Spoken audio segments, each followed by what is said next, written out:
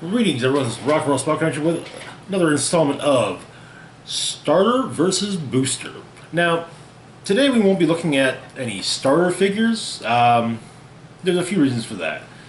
One, the set we're focusing on, Fantastic Four, the starter, the Fantastic Four Cosmic Clash ones. While I initially thought that the versions of the FF basically we get the same sculpts in the booster set for the Fantastic Four, the Silver Surfer, and Doctor Doom. We actually got completely different sculpts, even with the fact that we got three each of the FF and a Doctor Doom. But yeah, as well as two Silver Surfers because there's a Prime. So we won't actually be covering the starter figures, but we will be covering most of the Fast Forces figures. And well, I mean, in all honesty, a Fast Forces is, kind of a poor man. It is a light starter.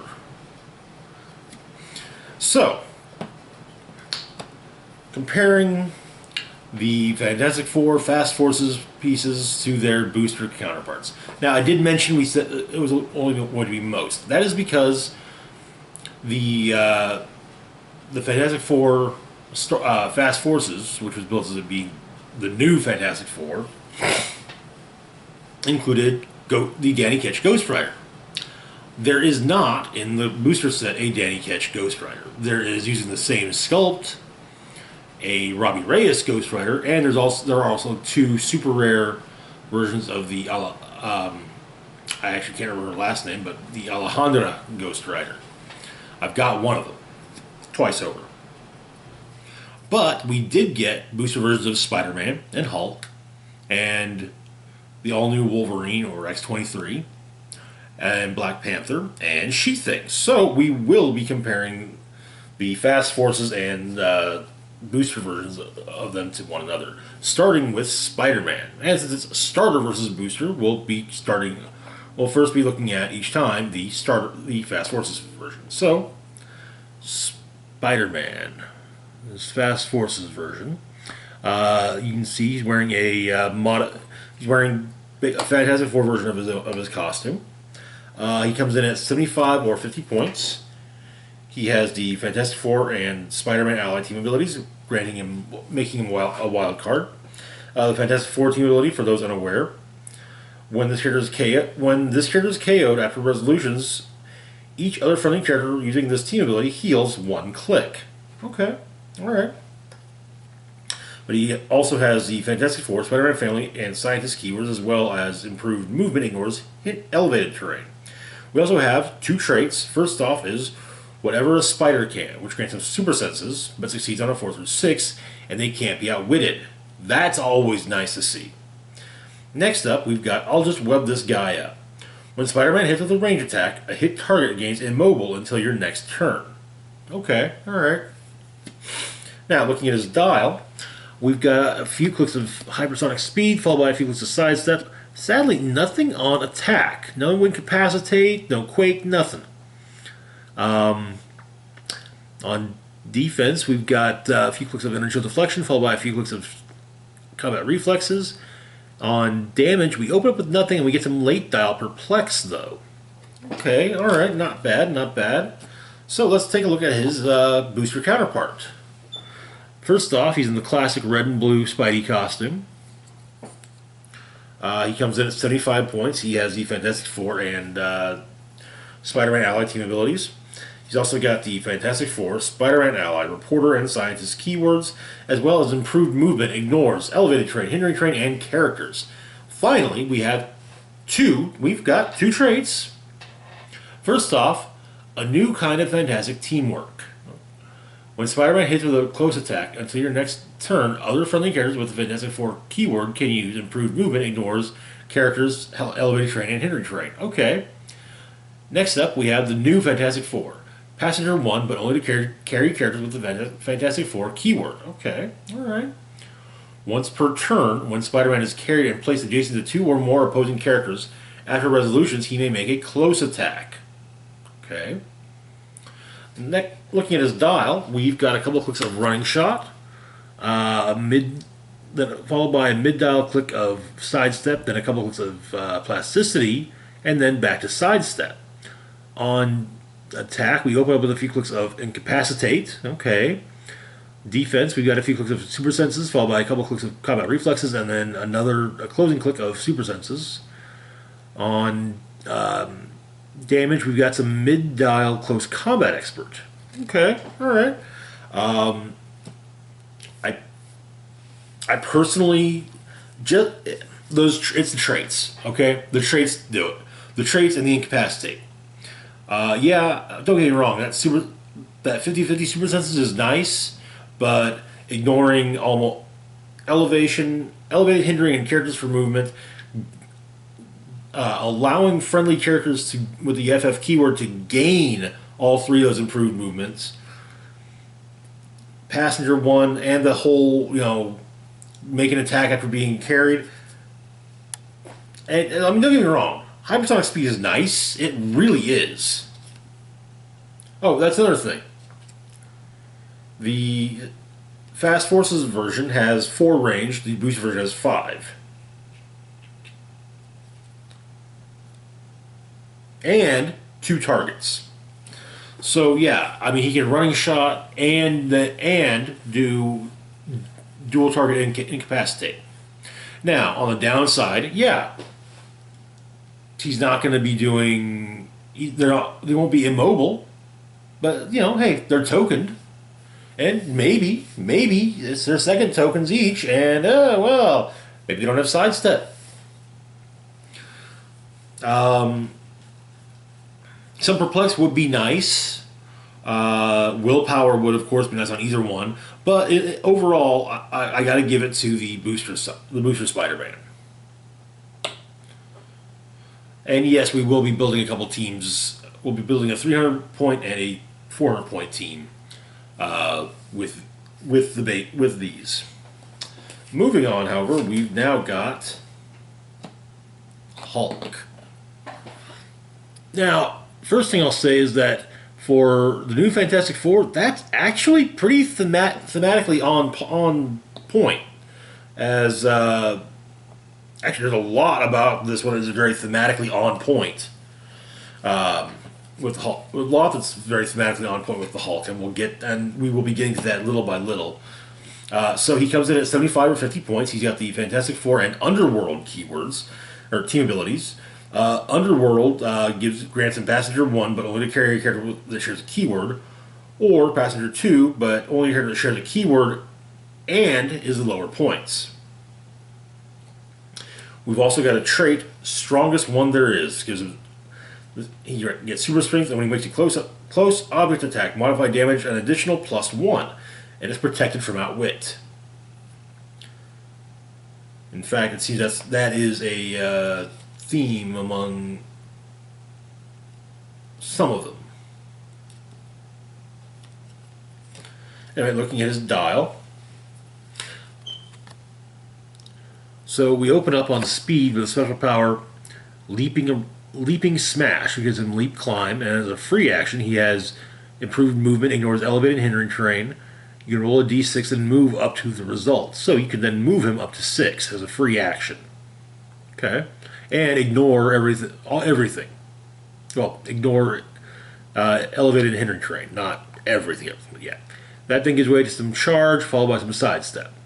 We got nothing on attack. Nope, not which he should. I mean, this is kind of where the figures have started to hurt, in my opinion. But on defense, he's got Indomitable. Opens up with some Invincible, followed by some Invulnerability, followed by Toughness, and that's it. So, now I mentioned that he's kind of thematically on point. The new Fantastic Four story, where the Hulk, Wolverine, Spider-Man, and Ghost Rider came together to be the new Fantastic Four. This occurred back during the Joe Fixit days for the Hulk. So he was gray. He was a mobster, so Underworld fits. Now the difference being his look was might different, but yeah, I mean there's like I said, there's quite a bit that's kind of on point. So looking at his booster counterpart, he's green for starters. Comes in at 75 points. He's got just the Fantastic Four team ability. Um, he also has the Fantastic Four and Monster key. Oh yeah, okay. No, it's not Brute that Fast Force is. It's Monster. Yeah, he has the same two keywords: Fantastic Four and Monster. We got the same two traits as Spider-Man. The new Fantastic Four with the passenger, and if he carries someone, he can, if he carries somebody, or he can carry someone with the Fantastic Four keyword, and if he's carried and placed adjacent to two or more opposing characters after resolutions, close attack. He may make a close attack. For his new kind of Fantastic teamwork, when he hits with a close attack, friendly characters with the Fantastic Four keyword can use charge. So, to be fair, the way I kind of look at it is, you start off with Hulk, he hits, okay, now everyone can use charge. So Spider-Man, who has running shot, now he can use charge. So he charges in, hits, and oh, now everyone can use improved movement, characters hindering and elevated. You get the idea. Ghost Rider grants exploit weakness, Wolverine grants flurry. Anyways, looking at the dial. Actually, I think yeah, he actually got a longer dial than his Fast Force's counterpart. But yeah, here we go. We open up with a special power on speed, guest style smash, charge, but does not have speed. Okay. Then we get a few clicks of regular charge followed by a few clicks of sidestep. We get a few clicks of super strength followed by a couple clicks of quake on attack. Defense, he's got indomitable. No invincible, but he opens up with a couple clicks of vulnerability, a couple clicks of toughness, and we get some regen. So, okay. Can't get to the top dial, but close. And we get some late dial close combat expert. Okay. Also, so this is kind of the tough thing because we do get some slightly better combat values on the Fast Forces one. He finishes out with a 12, in fact. And his damage never drops below 3. They both start with 4, though. They both got super strength to begin with, though one has it traded and protected from outwit, the other one doesn't. We've got Indomitable. The Invincible's nice, but in the end, again, it's the trait, and in this case, it's more, it's the granting charge, and it's just the way that things like the new Fantastic Four trait kind of keys off of each other. So, like, you could have Hulk carry Spider-Man in. Hulk hits. Hell, you could charge it with Hulk charges in carrying Spider-Man. Hulk hits. Everyone else can use charge. Spider-Man. And if Spider-Man is placed adjacent to two or more opposing characters, oh, he attacks and he hits. Oh, hey, he just, now everyone can use the improved movement. So, yeah. The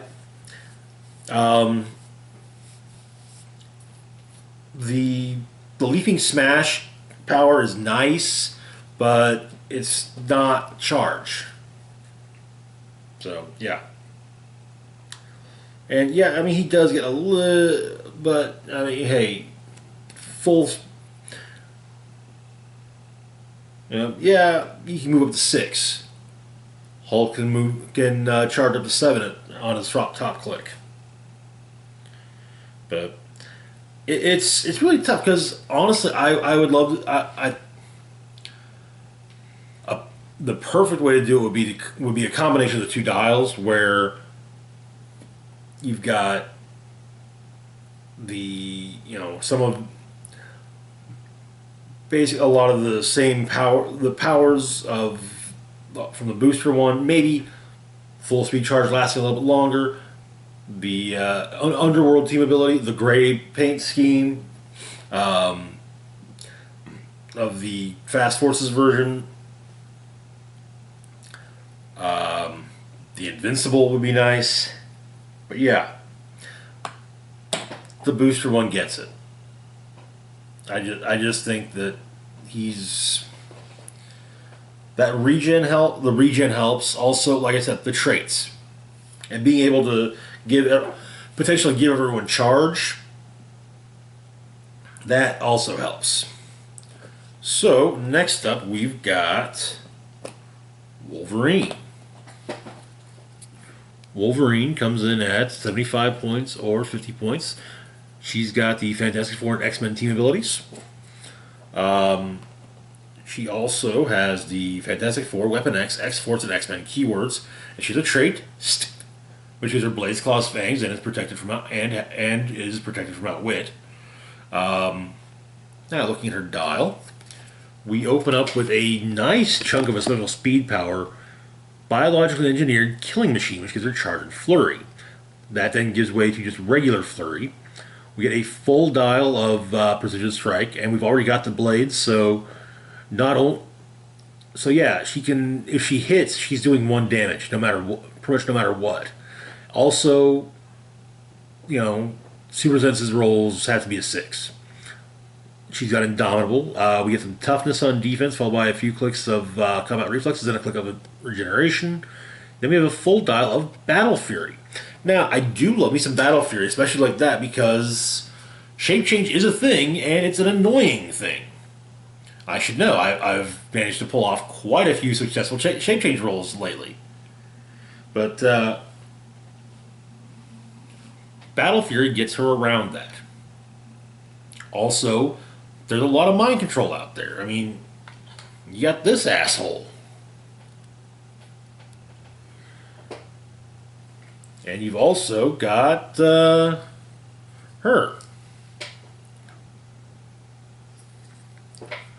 And that Psylocke, I mean, what she can do she can just do an endless chain of mind controls. If she keeps hitting with close attack, because you can use mind control as a close attack. So, yeah. Anyway,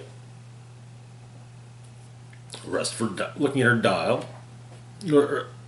So, yeah, that's actually really strong. Now, there are 2 Wolverines in the booster set. First off, we have a 40-point common. She's got the Fantastic Four and X-Men team abilities. She also has the Fantastic Four, Shield, Weapon X, X-Force, and X-Men keywords, as well as improved movement, ignores hindering terrain. Okay. We also have a trait for Shield Beast Hunters. When she's given a move action after resolutions, remove an action token from her, and she can use stealth until your next turn. Okay, alright, it's not bad. Looking at her dial. Yeah, the big problem I have is the 4. For 40 points, okay, fine. I'll deal with it. But yeah, we get some full round charge, full round Blaze Claw's Fangs. We open up with combat reflexes on defense, get a couple clicks of toughness and a click of regeneration, and because of the short dial, she could get back up the top dial with it. And we got some mid dial exploit weakness. Sadly, we have no willpower.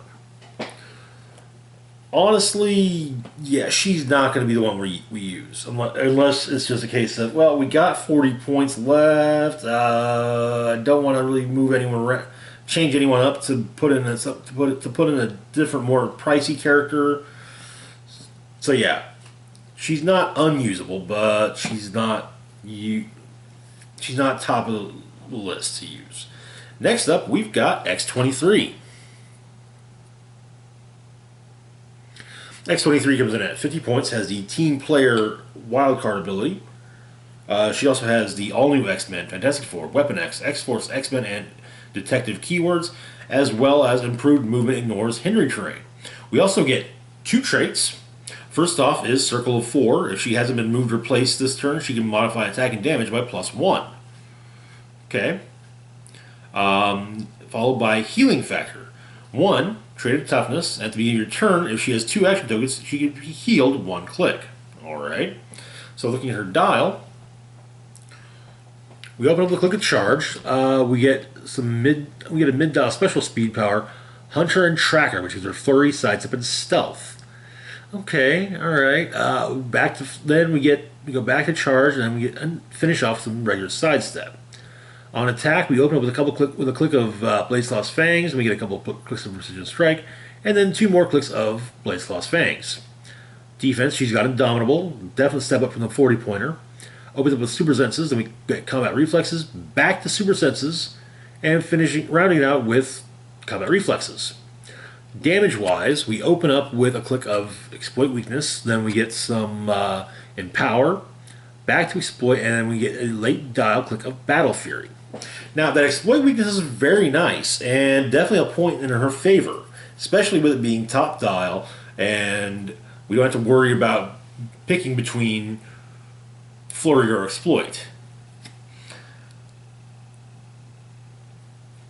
It is, in all honesty, a very tough choice because both the the uncommon 50-point X23 and the Fast Forces Wolverine are really good.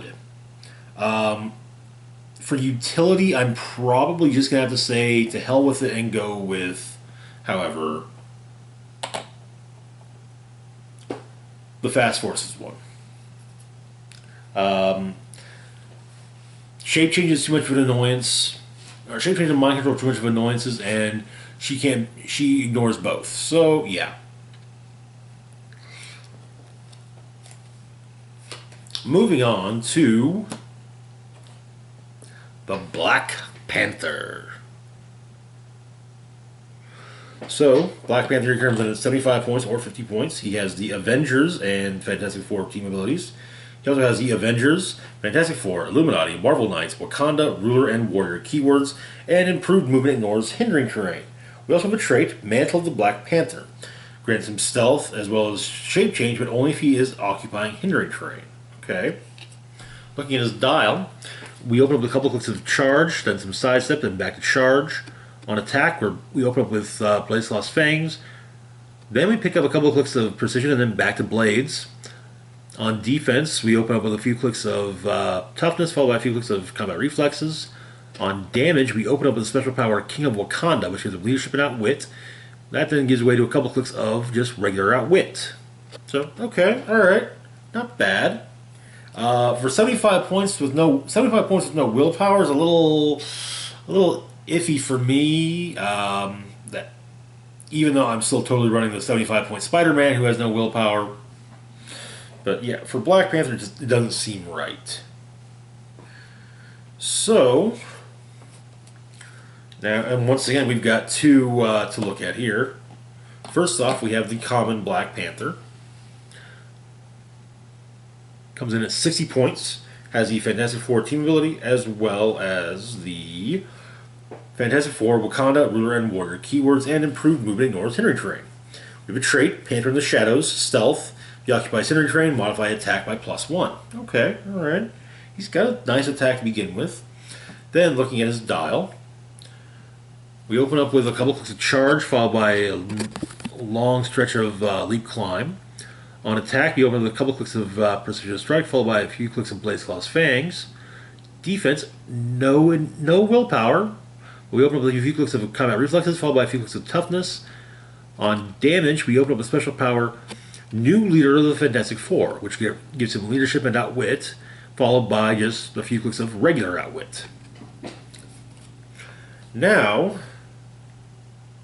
we have the other Black Panther from the booster set, the Prime Black Leopard. Now this figure has been popping up a lot in the meta because he's actually really good. He comes in at 50 points. He's got the Avengers, Fantastic Four, Wakanda, Ruler, and Warrior keywords, as well as improved movement ignores hindering terrain. We also have a trait, to fight for equality in Rudyarda. The maximum attack, defense, and damage values of opposing characters and squares in line of fire are each equal to Black Leopard's printed value of that type. Which is why he's been in the meta, because he can kind of shut down a lot of high combat value figures.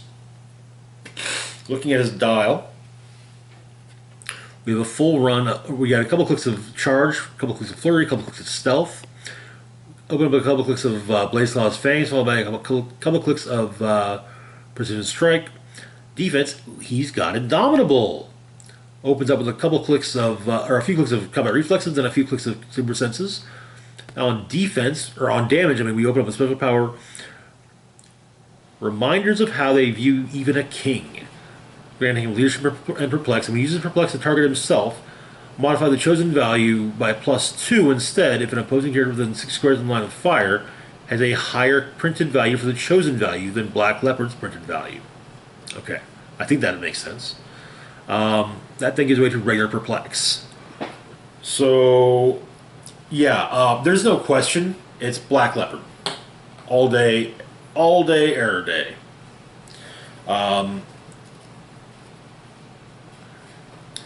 And to be fair, because it's going to be Black Leopard, there's a good chance that we may have to make some changes because for the three, for which is the better version, basically.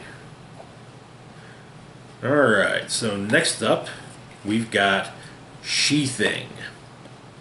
Yeah, She-Thing is a character. Sharon Ventura. She's There's been a lot that's been done. She's been a Miss Marvel. She's been all manner of Miss Marvel or Captain. Maybe it was Captain Marvel, but she's had a lot. She's done a lot. So the Fast Forces version of her comes in at 75 points or 50 points. Has the Fantastic Four or Team Player wildcard ability. She also has the Fantastic Four and Monster keywords as well as a trait. Don't worry, I can take a hit. She-Thing takes a maximum of 1 damage from her first attack that hits her each turn. At the end of each turn, heal her 1 click if she was hit by a range attack that turn. Okay. Looking at her dial, we got a full run of Sidestep. We got some late dial Super Strength. We got Indomitable. A few clicks of Invulnerability, a few clicks of Toughness. And then the special attack power, Had Enough Yet, which gives her Close Combat Expert. When she uses it, you may modify attack or damage by an additional +1. Okay, that's actually not bad. And with her kind of shoddy damage, I mean, I'd probably just say, okay, 2 to damage, 1 to attack, because, I mean, she doesn't have an 11. But, yeah. So, looking at her booster counterparts, we've got 2, once again. First off is the Common, coming in at 40 points. Common has the Fantastic Four team ability, as well as the Fantastic Four and Monster keywords, as well as a trait, Unlimited Class Wrestling. When She-Thing makes a close attack after resolutions, you may place a hit character in an adjacent square to her. Look at her dial. We get, for a 40-point dial, it's a little longer. We have a few clicks of Charge, followed by a couple clicks of Plasticity. A couple clicks of Super Strength, followed by a few clicks of Quake. Full run of nice full run of Toughness, and nothing on damage, sadly. So, moving on to the Uncommon. We get a slight color variance in the costume. She comes in at 75 points. And she's got the Fantastic Four, Frightful Four, and Monster keywords. She has a Frightful Four trait. If you don't want me, this is a unique modifier. Friendly characters with the Frightful Four keyword modify damage +1 when attacking only characters that share a keyword with them. Okay. Now the thing there is, she's going to be great against. There is some use, but utility is not high. It's kind of a crapshoot. She works great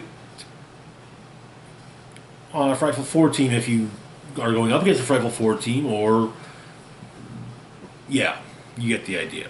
Anyways, looking at her dial, we open up with a special speed power, coming after those that hurt me, which gives her Leap Climb, and when she uses it after resolutions, she may make a close attack. Okay, that thing gives her a few clicks of Sidestep. We got some Super Strength followed by some Quake.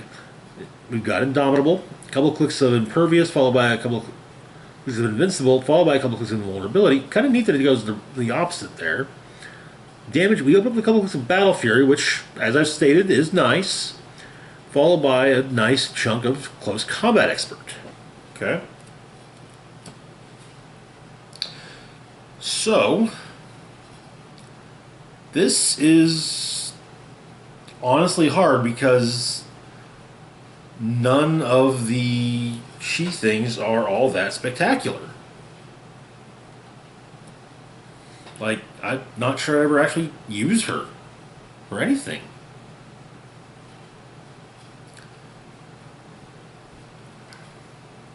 Um,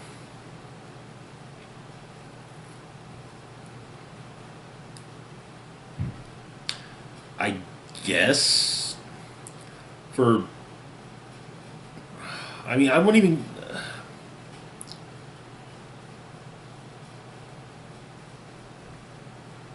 I'm just horrendously unimpressed by all of them.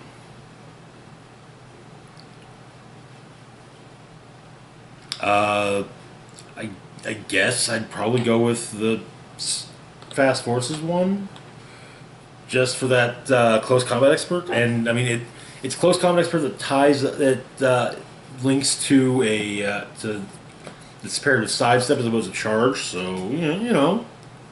Now, okay, so a couple teams. First off, a 300-point team. Um, this is going to be tough. Even though I do prefer the start, the Fast Forces Wolverine.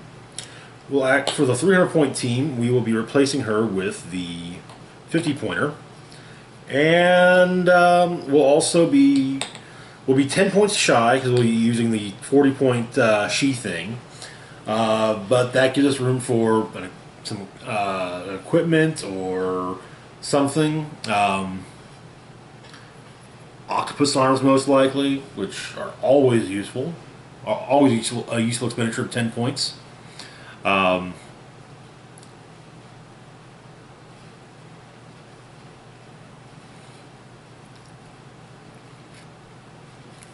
could put him on Hulk, and he could, which basically give him an extra square of threat range for But yeah, so that would be the 300-point team.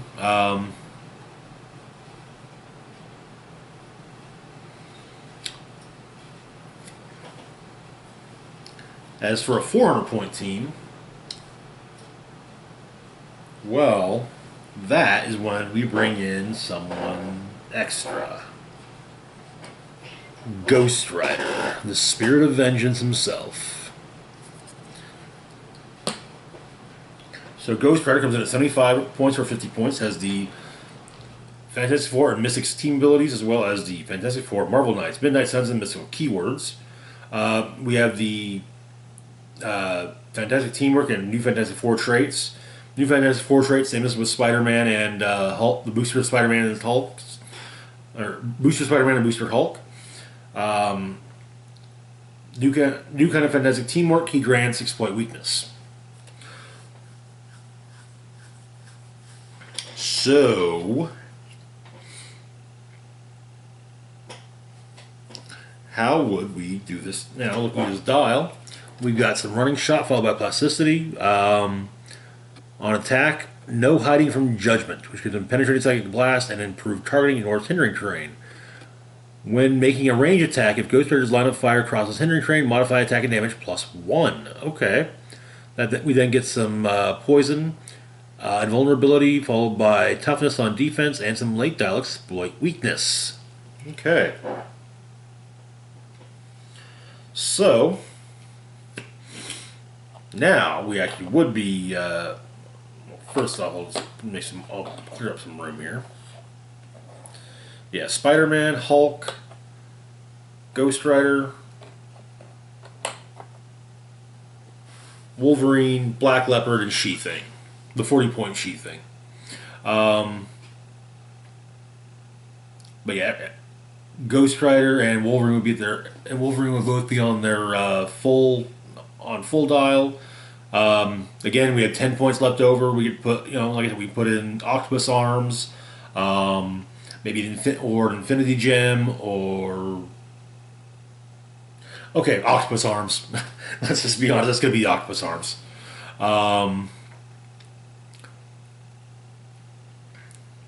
But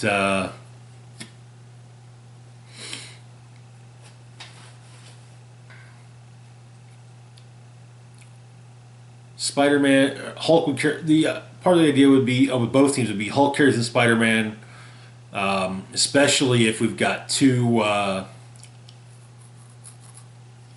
If we've got some bunched together bad guys. Ghost Rider would like to be carrying around Black Leopard so that Black Leopard can keep everyone in, can keep as many opposing characters as possible within range, within 6 squares of the line of fire, so that he can, have their defenses whittled, or have their combat base whittled down, so that you'd be looking at, say,